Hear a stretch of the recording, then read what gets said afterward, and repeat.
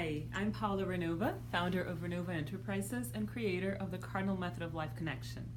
And today we're going to talk about how the ego sabotages the spiritual connection or the spiritual growth. Now, when I say spiritual, I do not mean religious. It is absolutely compatible with any religion. But I'm talking about a life connection, living from the truth, living from your heart, living from your virtues. And number two, surrendering to the flow of life, to what we don't control, to what we can't conceive, and that is usually even better than we could ever imagine. I'm going to give you an example. When I moved to Florida, I came for my husband's job, and I thought I was going to continue researching as an academic in a university. And then I met the body talk system and the people here in Florida, and a whole new world opened its doors to me. And I said, well, what I was doing before, the academic research can still exist in my life, but I'm going to let it rest for a while, and I'm going to dive in this wonderful system and see how Cardinal Method crystals work with that protocol and grow in another level in my career and in my personal path. So I never planned that, and I surrendered to life, to the life flow. So the ego usually sabotages our spiritual connection and our surrendering processes, because the inner child is very aware of immaterial realities, of the truth, of feelings, of virtues.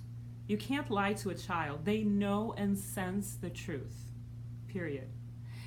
The ego has a different characteristic. So in the last video, I said that the ego balances the inner child. It urges us to grow up out of inner child mode.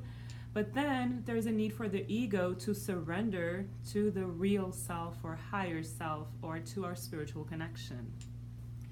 As I said, again, usually this is when people ask me, do I have to become a religious person? No.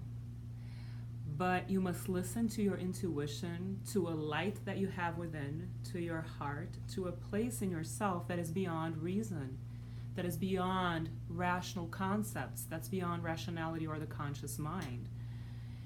And that surrender is the magic of life. Not fantasies, not illusions, but unthought of and unheard of beautiful experiences of freedom. So the ego has two problems when it's out of balance. One, it wants to control everything. So when you see yourself trying to control people, trying to control your life processes, let go. Do what you have to do your part, and know that the next step is to just surrender. Second of all, the ego is very worried about images and what other people will think. So that's a source of unhappiness that I see here a lot at Renova. So people want to be A, but they are B because their parents want them to be B, or because culture wants them to be B, and their truth is that they want to be A.